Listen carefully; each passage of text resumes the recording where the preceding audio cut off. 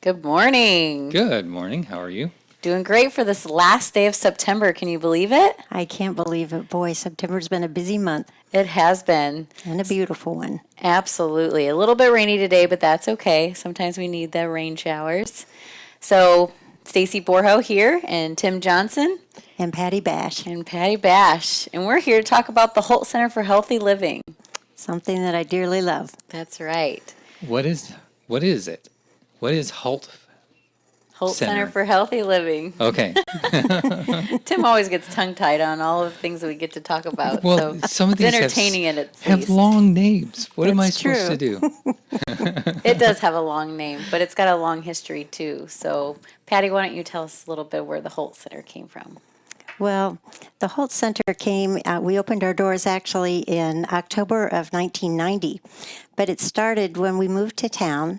My husband is a pediatric cardiologist, and we used to be from Fort Wayne, Indiana. Okay. And while I was in Fort Wayne as a community leader, I was invited to go up to the Robert Crown Center, which was the first health education center in the United States.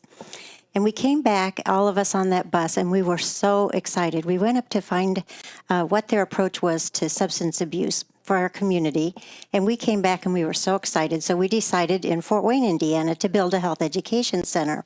And we did, the McMillan Center for Health Education. Wow. And so I helped raise the money because I like to raise money. And then eventually they asked if I would teach there. My background is in nursing and in health education. So then Steve decided to go back to school. He was a pediatrician there with doing pediatric cardiology, but he had not completed his training. He'd had 1 year of a fellowship, so we moved to Houston, Texas for a couple of years, and then there were only about 300 pediatric cardiologists in the United States. So we actually had our pick of wherever we wanted to go, and we were so impressed with Peoria and the medical community here. So we chose Peoria. And when we came here, we found a community very much like Fort Wayne. People cared about their families. They wanted their children to have the best. And so it became kind of very obvious that a health education center would be very appropriate for Peoria, Illinois. So at that time, Peoria was really having a horrible time economically. In fact, they had license plates that said, "With the last person out of Peoria, please turn out the lights." Oh. And so at that time, Mayor Maloof had task forces that were in, to try to boost Peoria. And one of them was the medical task force. And I had been asked to make a presentation to the Peoria Medical Society Alliance, of which I was a member. And they became very excited about a health education center concept and asked me to present to the medical group, which I did. And at that time, that very day, they adopted a health education center as a dream. And so Dr. Dick Glister, who is a friend of ours from our church, we go to First United Methodist Church, and his wife, Andy, and Steve and I began strategizing, and we invited people to come into our living room about every 2 weeks. So we'd get a group of community leaders. We'd feed them cookies. Andy and I did a lot of baking. And then they would suggest other people. So we did this for quite a few months, and people became so excited about the concept. And then we chartered a bus and took these community leaders over to Fort Wayne, Indiana, and we saw the Health Education Center there in action. Well, you could not believe the excitement on the bus when we came back. And Bill Rutherford, who was, as you know, the founder of Wildlife Park, offered to do all the incorporation work for free. And so we decided to form a board, and we became, we started on that day coming back. And from there, it's just kind of history. But we met with different community leaders. For instance, David Connor was one of our first ones that we went to. And I explained to David, Dick and I will go, and I explained to David, I'd never met the gentleman, but about a health education center. And I said, "And sir, I'd like you to be chairman of our fundraising." And he said, "You know what, Patti? I would have been disappointed if you hadn't asked me." Wow. So, when you come in new to a town, I think you can get a lot of the things accomplished because you don't have any political background, and you just assume that everybody will work together. And we went to Harry Whitaker, who is the superintendent of the schools, and we went to the Catholic Church, and everybody. And then we did a feasibility study, and we checked with different the schools and the community. We checked with churches, we checked with families, and everybody agreed that we needed a health education center. And it was kind of a rising star. And so people got on board, and eventually, after we had all of our legwork done, we started raising money, and it was just a wonderful thing for our community. In fact, when we did the All America City, in, I think that was in '87. I had been asked to be on that team, and we were able to, talk about our medical community and talk about the potential of a health education center. And so it just was a wonderful way, well, for my husband and I to get to know our community, and a wonderful thing to see so many people that were committed. So I guess my role is just kind of like a cheerleader, and just to surround myself with people that could make something like that happen. And it happened. That's right, it did. It did. It's such a cool place. Have you been there, It Tim? is. My boys both have gone through there. I went on a field trip with both of my boys through Hult. It's a pretty cool place. There's a lot going on there. It's pretty amazing, isn't it? Yeah. You walk into the rooms with the exhibits, and it's kind of like a Disney effect. Children need to learn. They need hands-on. The thing is, everybody learns differently. Some people learn better auditorily. Some learn better, touching. Some learn better hearing, talking about it. And so we kind of take all those approaches, and we just do the best job we can to educate the children about the things that they need to know about and their families. Yeah, when we were there, you had games that the kids could play that they would actually learn during the process. You have a big auditorium there for learning. We do. And what I would call labs, where you show different, different items that happen. So it's a pretty cool place. There are 5 different classrooms that the students can go through. And depending on what class their teacher has chosen, they go to those different classrooms, and they learn from the exhibits, and they learn from the teacher and things. So I retired 2 years ago.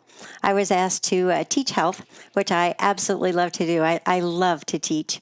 And it's just been so wonderful because it's just evolved. It's becoming much more we're doing much more outreach, and that kind of came about because the schools financially had a hard time with the busing and everything. So the teachers, and they are fabulous teachers today, they go out to the schools, and other classes come into the Hult Center, and they learn there. So it's great. We have classes from preschool through high school. We have seniors. And then not too many years ago, the Cancer Center merged. They had been running space from the Hult Center, and they merged. And so it became a wonderful, wonderful place for people that had cancer and their caregivers, and they could come and they could do classes and learn. And they learned about nutrition. They had Tai Chi. It was wonderful. And then a couple of years ago, the Mental Health Association was struggling, and the Hult Center had good access to the schools for education about suicide prevention and things like that. So the Mental Health Association merged into Hult also. So it just has. As a founder, it has just been wonderful for me to see something. You have a dream about something, and then to have that dream be many, many, many, many times what you ever envisioned. And I'm just so thankful to this community for opening their arms and seeing how important education is. It's so important. And we've talked, about our passion for kiddos and, the bullying that's happening and all of that stuff. And so being a part of the Hult Center for Healthy Living and seeing the impact on so many children that come through, it's pretty amazing. You're involved with Hult, are you not? Yeah, I am. Yes, she is. She's the chairman of the board of directors. Wow. So she's very involved and doing an excellent job, I might say, Stacy. Oh, thanks, Patty. Yeah, I actually became a part of the Hult Center for Healthy Living with the cancer programs. My sister's late husband, Mike Seneca, died at 33 of cancer, and so it just really opened my eyes to all the resources that are out there that I don't think a lot of people know of. So it was the Cancer Center part that brought me to be a part of the Hult Center. But they have the Kids Connected. So, Elizabeth Grant, who we interviewed a long time ago, she's so beautiful and her story was amazing. But her children really appreciated Kids Connected. Because it was for kids who could come together and have some other kids to talk to in regards to whether they had lost or they had a parent battling cancer. Also, nutrition and massage. I have, we're surrounded, unfortunately, with people these days that have cancer, and they can come in, the cancer patient themselves or their caregivers can come in and get a massage, which is really, really amazing. I can remember Elizabeth just raving about the massage part of it. She said, "That's my favorite part." Yeah. Wasn't she a beautiful human being? Yeah, she was quite interesting. Yeah. So the number of lives that we get to touch on a daily basis, and I actually say from cradle to grave, because I mean we have all the little ones, all the little kids coming through, and then the cancer doesn't discriminate, so anyone can come through in regards to that. Plus, we have seniors on the go. And that's a wonderful program. We just had the senior health fair. I just volunteered there last week, and oh my goodness, it's so wonderful. They could get all sorts of resources, and they learned. They had 3 different programs that they could learn from. And then monthly they go and they have classes at the Hult Center, but then there are also many, many other classes that Nikki, who is the coordinator for Encore, facilitates. And the seniors have loved that program. They've really grown, and it gives them social contact with each other, and they learn a lot of things. So it's been wonderful. Yeah. It's just it's kind of endless. And then like you talked about mental health and helping people with battling suicide. So we've got a little bit of everything over there, which is pretty amazing. And what an honor to have you here and kind of the head to watch this whole thing grow and watch it just develop into this amazing. Well, it certainly made my heart proud to see all the things that it does and all the lives that it's touched. It's been great. Yeah. This is right in front of Proctor Hospital, is that correct? Yes. So are you tied with the hospitals in various ways? Well, it started out as a private not-for-profit and has been supported by all 3 of the hospitals all the way through. It's now part of the Unity Point system. OSF is still very much a supporter of the Hult Center. They help us financially. They contribute things, as needed, and it's been it's a community resource. Yeah, that's awesome. Definitely a community resource, always a nonprofit. Just, we are a part of the hospitals because we are a resource to them. So that's kind of why we're amongst all of that. So definitely a wonderful resource and the reach out too. What would you say one of your favorite programs is, the classes at the Hult Center? Oh, I love teaching. And so I always loved the little children. So I loved, for instance, the dental program, Tooth or Consequences. Dental health is a very huge problem in our community. And so children can't learn when they have, mouths that hurt. And so to teach proper toothbrushing, technique and, flossing and proper eating and things, it just makes a huge difference. And if you can start young, then that becomes incorporated in their lives, and then they grow up to be healthier human beings. So the Hult Center is kind of interesting. It's not that you care exactly how many bones that you have in the body, but that's a wonderful fact, that you have. But it's just the idea that each one of us is so special. And if you can just kind of make a resolve to take better care of yourselves by eating properly and getting better sleep and staying away from substances that hurt your body and do things like, proper dental health and things like that, emotional health, it just makes a huge difference as we're growing to be adults and getting to people my age. Do you have volunteers that help? Yes. So it depends on what the program is. But for instance, like Encore, during their programs, they have volunteers, and many of us volunteered the morning of the health fair. We have Healthy Heroes, which is a summer program for low-income children. Starts, about age 5, goes through age 12, and different programs are at different parts of the month. And it's a 3-day summer camp. Lots of volunteers help then. Volunteers help with our dental health program. And so, yes, there's a lot of ways that you can volunteer and be helpful. And you could pick a passion too, which is another thing that's so cool about the Hult Center is that you have a passion of working with kids, we can line you up with kids. So you have a passion of working with seniors, we can line that up. If it's the suicide aspect or the nutrition aspect, you just go, our website is hulthealthy.org. So you can check out our website. You can see all of the different programs that we have because we don't have enough time this morning to go over all of them, I don't think, Patty. And with your beautiful passion, we could definitely be here all day, which I love. So I appreciate having you as a leader in our community, and especially with the Hult Center. But one of so volunteering is definitely a necessity. And then, of course, fundraising, as we will all love to do, even though it's hard to make that ask sometimes, although you make it seem so easy. I couldn't raise money like just for myself, but when you find a cause that you really believe in, it's really not hard because people enjoy being able to be a part of something that's helping other people. Right. And so there are a lot of fundraising activities that happen at Hult. We have Uncorked coming up on the 14th, and that's a wonderful fundraiser. So if people haven't gotten their tickets, they're welcome to go online and get those. I think they'll have a wonderful evening. We have a lobster boil, which is going to be not this September, not this month, but it's going to be next year, September the 16th, I believe. We've already chosen the date. We have Whitney's Walk, which benefits the cancer programs, the suicide prevention programs. And then we have the Spirit of Living, which benefits the cancer people. And then we have the Seneca Golf Outing, which you're so involved in. And so those are the main fundraisers.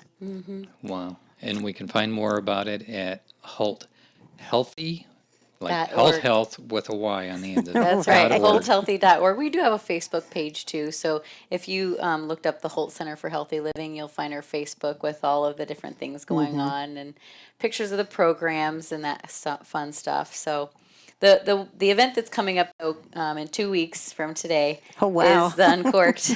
We're going to be there. That's right. We're all going to be there. It's going to be fun. So it's a cocktail party. It's we bring in local vendors and food and drinks, and you get to try everything out. It's only $75 a person, which helps get more people through the door to come taste the local vendors. And then also we have a band and just a great way to do some fundraising for Hult and have a good time in the middle of October. It's at the Paradise, as it has been for the past couple of years, and so hopefully people come out and join us. And we don't have a silent auction; we just have a live auction, it's just going to be a lot of fun, and I'm excited. So good. Hopefully people can make it out. Uncorked has been people know about Uncorked. It's kind of one of those Peoria events that people really find fairly easily. Yeah, we actually doubled our numbers last year from the previous year in regards to attendance, so that's pretty cool. So I think the hype is even stronger out there, and people are looking for something fun and different to do, and then to be able to taste, food from different restaurants that are local. You can do that in one fell swoop. That's right. Can't do that very often. Yeah. So if somebody really wants to volunteer, can they stop into the building? Well, on a day-to-day basis, probably they wouldn't just walk in and volunteer because the teachers are taught by health educators that have specific qualifications. Okay. But they could call the Hult number or they could go online and say they'd like to volunteer. And then there's a volunteer coordinator, Julie Fisher, who would call them back and schedule them depending on what their interests were, and she would tell them the opportunities and see what the dates were and see if it was a good fit. Yeah, it sounds like a lot of places that people could be plugged in to really help out. Mm-hmm. And financially, they're always looking for, help that way too, and on the events. And so the community has been extremely generous. It's been amazing. It's a very, very strong not-for-profit. We're part of the United Way partner agencies, and we get because we have very good success rates and can provide those outcomes that they're doing. So we get quite a bit of funding from the United Way. Okay. And so that's wonderful. You asked a question earlier, Tim. You asked about the hospital connection. Yes. And I bet you're wondering how it ended up at being at Proctor Hospital. Sure, yeah. Okay. That was an interesting story. Actually, when we made the presentation to Bill Rutherford at the very beginning, he opened the doors to his window and he said, "Patty, I want you to look under this table here." And it was a huge long table, and there were baskets proposal that I have ever read. And he pulled me over to this window and he opened the window coverings, and he said, "And if you would like to put your health education center here, I'll offer you this land." And it was right on the edge of Forest Park Nature Center, where his building was. And I was just so grateful. However, the land was not large enough for all the school buses and things that would come. And then Frank Bassoni was the head of the foundation at Proctor at that time and asked me to have lunch with Marv Hult, who is our naming benefactor. And Frank arranged a deal, and we met. Proctor offered the land at Proctor for $1 for 99 years. And also Bill Rutherford had also offered some land out at Wildlife Prairie across from that, which was a little far from the center of where a lot of the schools would be coming from. So when Proctor offered that at that wonderful rate, we said yes. And then Mr. Hult, how he became involved is we had lunch. He had researched when I graduated from nursing, my family, when we moved to Peoria, and had correlated that with his life. And he was the most wonderful, generous gentleman. And he said God had told him that he was to do something special with his life. And he thought that if he could give his money to help an agency get started that would affect children's lives, help them stay off drugs, help them to be healthier, he wanted to be involved. So right there at the lunch, we got the land and we got the commitment from Mr. Hult, and so he's been the naming benefactor. And then that's how the Hult name came about. So that's how we got tied in with the Proctor Hospital campus, which has been a wonderful location for us. Yeah, what an awesome story. Mm-hmm. You have, like my kids, you have a lot of kids coming in. How far are kids coming in to visit home? I'd say they come from at least an hour away. Mm-hmm. The majority are here, fairly locally, but we do a lot, and I'm saying we loosely because I'm not teaching there anymore, but they do a lot of outreach. Mm-hmm. And so they go, to different communities and do that outreach there. Or sometimes the students, a lot of times the students come into the Hult Center. So there are benefits both ways. Mm-hmm. Peoria's become a great big medical hub, and we draw medically people from hours away. That's right, and really, south of I-80, clear on down. Mm-hmm. And that's why we're here as a family, my husband and I and our children, because of the medical community, which is an amazing resource in central Illinois. Yeah, it's one of the largest growing aspects of Peoria right now. You're right. People hear about other businesses, laying off people, but you don't realize how many people are coming in right now with the medical fields. Yep. You want to know something interesting? This isn't the Hult Center, but last Sunday at Wildlife Prairie Park, we had 1,300 people that came to a touch picnic. My husband, being a pediatric cardiologist, is, of course, involved with this organization. It's the Organization for the Understanding of Congenital Hearts. 1,300 people came from all over the state and Iowa and things to rejoice and have a good day. Mm-hmm. And so you're right. Our community is an amazing hub of medical miracles. Yeah, that's true. And so it's neat that Hult can be part of that because physicians don't just like to treat people, they like to keep people healthy. And so that's a lot what our community does, and that's a specialty of why the Hult Center started. That's right. And that's kind of the change that we're seeing too, right? We see the hospitals and insurance companies wanting us to be more accountable, right, for our healthy behaviors, as I have coffee in front of me. But that's what it's about. So, and it starts with as little as a toothbrush, and it doesn't seem like much, but it is. And mm-hmm. Patty's right. Even a toothache is going to keep a child from school mm-hmm. and from focusing and learning. And so if we can start them at the basics of brushing their teeth and keeping that mm-hmm. going, which is a discipline, which is a dedication, which is time commitment, and then get to the next levels of eating healthy, it makes a huge difference. One of my favorite rooms at the Hult Center is where Tam is. So were you involved in getting Tam? I was. Can you share a little bit about Tam? Well, I think she cost about $40,000 when we got her. There were, I think, 38 to 40 TAMs, which stands for Transparent Anatomical Mannequin. And basically, she's a model that lights up, and so you can see the organs inside of her. And so children can learn what they look like inside. And it's just amazing. So she's part of our general health curriculum. And so all the children get to see Tam. And they remember Tam from all those years away. They remember Tam and Mary the Mandible. And Mary the Mandible is a huge jaw that pulls out. And that's how we teach our proper toothbrushing techniques. So it's amazing how, things that stick in a child's mind. And field trips like this, where they're learning, makes a big impression. I mean, all the kinds of testimonies. I always love those. My child won't eat Twinkies when he comes home from school anymore. He always wants carrots. Or, my child won't go to bed without brushing 2 full minutes. So it's those are the kind of things that make a health educator makes them happy. That's absolutely, but that's important, right? It sure is. And guess what? Because that child probably just impacted their parents. Oh my goodness, you're exactly right. Wearing seatbelts when a child goes home and says, "Mom, you need to wear your helmet when you're riding your bike with me." I mean, those are the kind of things that change the community. And even kids can change the world. They most certainly can. I love Tam. And what's even better, too, is Christine Zach, who's been a part of Hult Center forever, I think, too. Her voice is Tam. And so I knew that the second I first heard Tam, so I thought that was even more cool to be able to hear someone that I knew's voice, echoing and telling the story to the kids. So we have a general health classroom. We have a nutrition classroom that has all kinds of models about healthy eating and, ways, for instance, like there's a little tube that has sugar in it. And when you hold that up, that's the amount of sugar that's in 1 can of soda, 10 teaspoonfuls.